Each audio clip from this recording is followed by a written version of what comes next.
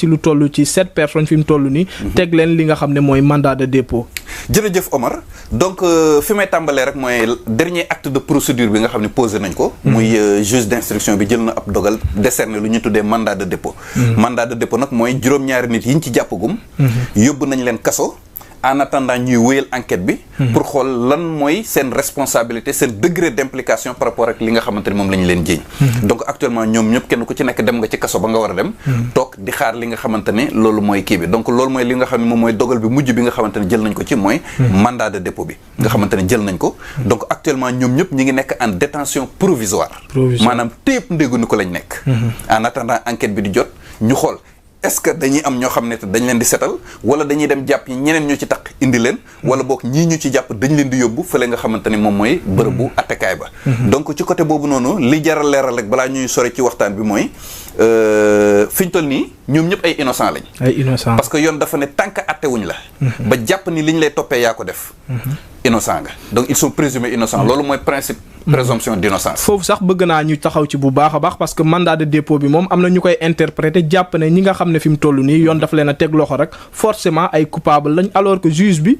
am na droit li nga xam ne mooy day xool à charge et à décharge. mën na jàpp yeneen ci ay nit wala boog mu bàyyi ñi nga xam ne actuellement. jàpp nañ leen ci 7 personnes yi. loolu tamit faaw ñu leeral ko bu doon ay coupable lañ. kon kañ ba dig defee enquête ba pare dañuy ñëw rek taxawal leen atte leen ne la tëj nañ la li tëj nañ la lii. bu doon actuellement ñoom ay coupable lañ lan moo tax ñuy defaat enquête. xam nga li jar a leeral mooy li tax yóbbuwuñ ko parce que boo xoolee dossier Sidi Diop bañ ko jàppee dañ ko yóbbu atte bu gaaw mbir mi jeex mu féete boor. Bah Diakhaté bañ ko jàppee dañ ko yóbbu flagrant délit atte bu gaaw mu jeex mbir mi féete boor. lan moo tax dossier bi atte wuñ leen. parce que keroog ba nit ñi di riiri di dem tribunal ñu bëri dañoo yaakaaroon ne dañ ko waroon atte. alors que atte jotagul. de la même manière également ñu bëri jàpp nañ ne comme que dem nañu kaso. atte nañ leen ba pare non atte moom xaajagul bay ñëw. xaajagul bay jot. parce que am na leen lu bëree bëri lu fi war a jaar avant atte bi nii donc atte jotagul. parce que da ngay gis ñenn ñi ne verdict bi daanoon na le verdict tombe nangam sangam verdict amagul. parce que atte amagul. am na sax fu ma lire ñu ne condamné lañ leen 30 ans. condamné nañ na bu lee 30 ans ma ne ñii ban Sénégal lañ nekk. loolu moom gaaw na di gaaw na torop. voilà léegi. gis nga enquête bi dig defoon. yoon dafa ne le procès verbal d'enquête préliminaire ne vaut qu'à titre de simple renseignement. enquête bi dig def ak PV bi.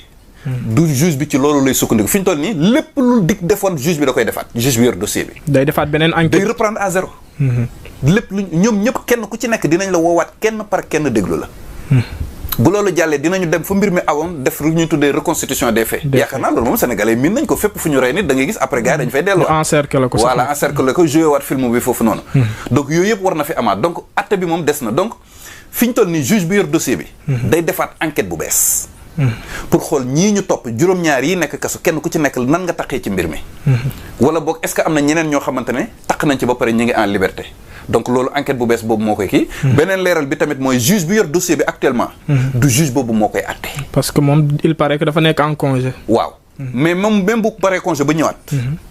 du moom mooy atte dossier bi day defaat enquête su paree da koy joxaat beneen moroomu juge am kooku mooy atte donc ki ko yor ni du moo koy atte kon xam nga kon atte bi des na mbir yi jeexagul non jeexagul mi kañ moom bu néewee ba néew dinañ fa tëdd ñaari at wala juróomi at parce que la plupart des crimes de sang yi fi am yëpp nit ñi il faut ñu tëdd ay 5 ans ñu soog leen atte wala 5 ans wala 3 ans wala 4 ans ça dépend voilà donc loolu mooy li nga xamante ne vraiment ay observation préliminaire la yoo xamante ni bëggoon nañ ko ci donc atte amagul enquête bi dañ koy reprendre à zéro et que ñi nga xamante ne éventuellement te bi reprendre à zéro bi nag ay surprise mën na am lu nekk mën na ci am lu ne mën na ci am gis nañ fi ñoo xamante ne au début dañ leen doon toppee meurtre ñu dem ba ci biir soppi tuuma bi gis ngeen ko dans l'affaire Ndiaga Diouf Barthélémy Dias meurtre lañ ko doon toppee au début mais bañ demee ba ci biir dañoo disqualifier les faits en cour martiale condamné ko 6 mois ferme nit faatu woon na mais terewul 6 mois lañ ko condamné de la même manière gis nañ fi également boobu dans l'affaire Ndiaga Diouf la boo jëlee dans l'affaire Bassirou Faye pour ki ñu ci jàppoon policier bi ñu ci njëkkoon jàpp dañ ko setaloon muy tombon waale lañ ci doon njëkk a jàpp mais bi juge d'instruction bi doyen des juges à l'époque defee instruction da ko setal dem jàppaat yeneen ñaari policier mooy Saliou Ndaw ak Sidi Mohamed Bogaleb voilà donc bu mu leen bert ci jiir juróom-ñaari nit yu ñu jàpp mu am ñi ñu ci setal libéré leen bu mu leen bert ñu dem jàppaat yeneen nit yu nekk ci biti boole leen ci mbir mi bu mu leen bett également tuuma yi ñu leen toppee ñu soppi ko indi tuuma bu gën a oyof. loolu la ñuy tuddee disqualification. wala requalification. requalification mooy nga jógee ci délit infraction bi ñu koy toppee dem beneen bu ko gën a kawe bu gën a garaaw. disqualification nag mooy contraire bi. comme ñu lay toppee meurtre ñu dem ba si biir gis ne lii du meurtre def ko coup mortel condamné la benn peine bu oyof. fii ko ñoom actuellement ñi ngi ci mandat de dépôt est-ce que mën nga ñu ñëwal rek ci li nga xam ne mooy chef d'accusation yi nga xam ne moom lañ leen di toppee. waaw tuuma yi ñu leen di toppee bokk na ci assassinat. assassinat nag moom bokkul ak meurtre bokkul ak coup mortel bokkul ak homicide involontaire. homicide involontaire mooy rey nit te tayoo ko. mooy comme ngay dawal ci mbedd mi. fiir nit waay. coup mortel mooy faat bi nga xamante mooy cause et blessure volontaire ayant entraîné la mort sans intention de la donner. meurtre mooy rey nit bi nga xamante ne tayoo ko. et que waajaloo ko. maanaam sax waajaloo ko. maanaam da nga mer rek dóor ko fenn wala jam ko fenn mu faatu. assassinat nag mooy rey bi nga xamante ne dafa am préméditation ak guet-apens. donc assassinat mooy rey nit bi nga xam ne da nga koo waajal préparer ko ba pare soog a rey nit. donc liñ leen di toppee nag moom. yemul ci assassinat avec acte de barbarie la moo gën a garaaw. maanaam faat nit goo xamante ne. xaw ma nu moom acte de barbarie nu ma ko mën a tekkilee ci olof. mais li ci ëpp dossiers yi ñëw tribunal ñuy toppee nit assassinat avec acte de barbarie ñaari mbir lay doon. lay impliqué benn nit ki dafa dee ba pare nga continuer di ko jam. wala mu dee ba pare nga continuer di ko diri. mu dee ba pare nga koy diri. surtout ci kaawu Waly bi loolu lañ ci gis quoi. voilà donc assassinat avec acte de barbarie loolu moo ci am. loolu moo bokk na ci tuuma yi ñu leen di toppee. bokk na également ci tuuma yi ñu leen di toppee. complicité d'assassinat maanaam ñi nga xamante ne ay complice lañ ci mbir mi. bokk na ci li ñu leen di toppee également association de malfaiteurs mooy kuréelu defkatu ñaawteef. donc loolu kii na. léegi nag kenn ku ci ne. da nga am tuuma bu ñu lay toppee bu bokkul ak sa morom par exemple bu ma jëlee kaawu Nabou Leye te loolu c'est bon ñu préciser parce que ñëpp a ngi am na ñoo xam dama leen dégg ñu naan Nabou Leye moo rey Nabou Leye moo rey Nabou Leye tuuma bi ñu koy toppee du moo rey Aziz Dabala wala Waly dañ koy jiñ ni complice la ci faat gi. daf ci laale. waaw loolu il faut mu leer. maanaam jiiñuñ ko ne moo rey dañ ko jiiñ ne complice la ci mbir mi. te loolu ab jiiñ la. leneen lu ne mën naa xew ci biir enquête bi nag. parce que juge bi maa ngi leen koy wax léegi day reprendre. donc loolu bokk na ci li nga xamante ni moom mooy tuuma yi nga xamante parmi tant d'autres mais yii mooy yi nga xamante ni moom moo ci gën a fës moom moo ci gën a garaaw. donc fii ñu toog ni kenn ku ci nekk da ngay dem toog xaar beneen étape ci li nga xamante ni moom mooy dossier bi am na yeneen yoo xamante ne. war na ñëwaat ci kanam. bari sax yoo xamante ne war na ci am. ak ampleur bi nga xam ne dossier bi am na ko ana lan wala boog yan risque rek nga xam ne ñoom seet yooyu mën nañ ko xaar wala boog mën nañ ko risquer ci condamnation su amee. waaw boo demee code pénal bu Sénégal article 280. ba article 289 lépp day wax ci maanaam ku faat ku rey nit ban daan lañ lay teg.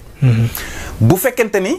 juge bi def na enquête am ba jàpp ni ñii dañ leen war a yóbbu ñu àtte parce que maa ngi lay wax ne actuellement juge bi yor dossier bi du moom moo koy àtte su paree instruction day joxaat dossier bi beneen juge mais bu dee dafa jàpp ni ñii dañ leen war a yóbbu ñu àtte leen ñi ñu ciy toppee assassinat bu fekkente ni dafa maintenir chef d'accusation wala boog chef d'inculpation yi nga xamante ni moom lañ leen teg parce que ñoom nekkaguñu ay accusé actuellement ay inculpé lañ bu dee juge bi dafa maintenir chef d'inculpation yi muy assassinat ak yi ni mel donc code pénal dafa ne assassinat képp ku ñu koy toppee perpétuité lañ lay tëj. perpétuité mooy prison à vie maanaam dañ lay tëj kaso sa giiru dund. mooy daan bi nga xam ne moom moo remplacer peine de mort. bu dee dañoo maintenir ak liñ tuuma yi ñu leen teg. loolu moom li daan bi moom mooy perpétuité moom. mooy dañ yow à vie moom dootoo génnati kaso. te niñ koy tëjee góor noonu lañ koy tëjee jigéen. fii may wax ak yow Sénégal am na ci ay prisonniers yoo xam ne ñi ngi tëdd perpétuité. fii may wax ak yow Sénégal am na fi jigéen boo xam ne tëj nañ ko kaso giiru dundam. mi ngi ci kaso Sénégal yi di ko kii donc loolu mooy li nga xamante ni moom mooy peine bi nga xamante ni moom moo nekk ci ñoom te cas yi ma lay wax nii boo demee ci prison yi nga xamante ne prison yi ñi ñu àtte ba pare ñoo fay nekk te di nga gis nga te je pense que sax en parlant de prison c'est vraiment l'occasion ñu def une catégorisation des prisons parce que coow li bëri na ci prison bi yaa ngi dégg ñenn ñi naan la Nabou Leye ma nga Rebeuss ña ngay dégg ñeneen ñi ña nga naan la leneen ak leen coow li daf ci bëri donc c'est l'occasion ñu def une donc ñoom ñëpp bokkuñ fu ñu nekk quoi non ñoom ñëpp bokkuñu fu ñu nekk te sax du juge bi la placé sous mandat de dépôt wala procureur muy décider yow ban prison ngay dem de loolu moom administration pénitentiaire moo koy décider quoi c'est l'administration pénitentiaire qui administre la carte pénitentiaire ñoom ñooy apprécier en fonction prison yi prison bu am place ak norme sécuritaire ak yooyu ñoom ñooy apprécier xool fan lañ la war a yóbbu absolument juge nag mën na demander par exemple am na transfèrement dafa am ñaari façon transfèrement administratif ak transfèrement judiciaire nit mën na nekk prison bi juge bi sàkku ñu yóbbu ko beneen kaso wala loolu mën na nekk donc pour indi ay leeral ci côté prison Sénégal yi li ma leen di njëkk a leeral mooy Sénégal 37 prisons moo fi am 37 kaso 37 ci 37 prisons yi région de Dakar moo ci ëppale ay prisons Dakar am na 8 prisons donc 8 prisons Dakar yi compté leen Rebeuss Rebeuss Cap Manuel Sébikotane Forbé mooy fi ñuy denc mineurs yi Forbé pavillon spécial mooy prison bi nekk biir hôpital Dantec xam nga biir hôpital Dantec am na prison bu fa nekk muy pavillon spécial ñaata ngoog 5 prison des femmes de Rufisque prison des femmes de Liberté 6 ak Camp Pénal donc lii mooy 8 prisons yi nekk Dakar première catégorie prison bi mooy kaso yi nga xam ne ñu atteegul ñoo fay nekk te Sénégal ñaar la ci am mooy Rebeuss ak prison des femmes de Liberté 6 donc prison des femmes de Liberté 6 jigéen ñu atteegul ñoo fay nekk bu ñu leen attee ba pare dañu leen di jël yóbbu leen ci prison des femmes yi bi nekk Rufisque bi nekk Liberté 6 ñu atteegul ñoo fay nekk bu ñu leen attee yóbbu leen prison des femmes bi nekk Liberté 6 Rebeuss statut maison d'arrêt la am maanaam kaso boo xam ne ñu atteegul ñoo fay nekk kun jàpp rek tuumaal la mën nañ la fa yóbbu voilà ñu atteegul détenu provisoire donc Rebeuss duñ fa tëj jigéen Rebeuss duñ fa tëj mineur Rebeuss duñ fa tëj ñu atte ba pare ku ñu atte ba pare bàyyi la Rebeuss ça veut dire que peine bu ndaw ngay tëdd peine bu ndaw mooy 1 mois 3 mois 6 mois am na ñoo xam ne sax condamné nañ leen 1 an ñu def appel ñu bàyyi leen fa pour ñu attewaat leen mais ba si ñu demee ba atte bi définitif dañ leen fay jële yóbbu leen beneen catégorie prison donc Rebeuss loolu la ñu statut maison d'arrêt la am maanaam ñu atteegul ñoo fa war a nekk ku ñu atte bàyyi la fa rek peine bu ndaw ngay tëdd donc boobu mooy première catégorie bi maison d'arrêt mooy kaso yi nga xam ne ñu atteegul ñoo fay nekk deuxième catégorie bi mooy camp pénal mooy kaso yi nga xam ne ñu atte ba pare lañ fay yóbbu Sénégal ñaar la ci am muy camp pénal bu Liberté 6 ak camp pénal bu Koutal fële ci région de Kaolack am na nag yeneen camp pénal yoo xam ne ñu ngi koy tabax mais pareegul boobu mooy deuxième catégorie bi moom même si camp pénal parfois boo fa demee tam di nga fa fekk ci jamono détenu politique yi sax daan nga fekk ñoo xamante ne atteeguñ leen ñu def leen fa parce que dañ demoon ba kaso yi fees moo tax parfois norme statut yi respecté guñ ko woon boobu mooy deuxième catégorie troisième catégorie bi mooy maison d'arrêt et de correction moo nag mooy prison yi nga xamante ne moom prison mixte la ñëpp fay daje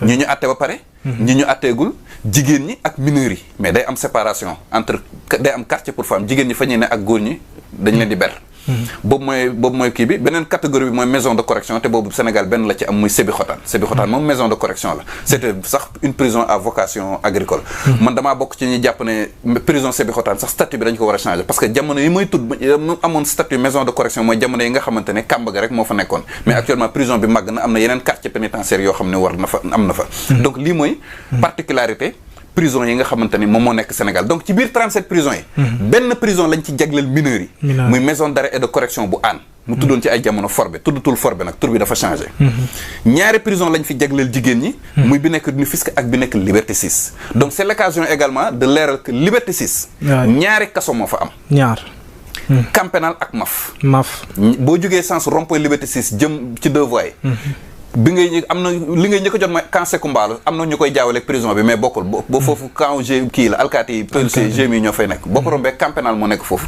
après boo weesoo camp pénal prison des femmes donc Rebeuss duñ fa tëj jigéen camp pénal duñ fa tëj jigéen ma répété ko une deuxième fois Rebeuss duñ fa tëj jigéen camp pénal duñ fa tëj jigéen parce que parfois da ngay dégg camp pénalu jigéen ñi camp pénal parce que MAF moom voilà ñu bëri xamuñ ko quoi camp pénal lañ gën a xam que MAF alors que MAF fa la jigéen ñi nekk ñu bëri dañu yaakaar ni Liberté si benn kaso fa am ñaari kaso fa am camp pénal foofu ay góor kese fa nekk kenn du fa tëj jigéen bi si topp boo ko weesoo am na beneen bu dendal foofu mooy MAF mooy maison d'arrêt pour femmes donc foofu ñaari prison moo fa am donc c'était vraiment bon ñu leeral lii nga xamante ne moom mooy catégorisation prison yi ñu xam yan kaso la ñu jagleel ñu atteegul yan kaso la ñu jagleel ñu atte ba pare yan kaso la ñu jagleel jigéen ñi lañ jël donc particularité boobu nag ci région ci Dakar la am boo demee ci région yi ay prison mixte moo fa am mooy prison départementale yi donc 37 prisons yi Sénégal yi yaakaar naa xam nga leen xam nga fi ñu nekk prison Bakel Matam bëri na Podor Dagana Saint-Louis Ziguinchor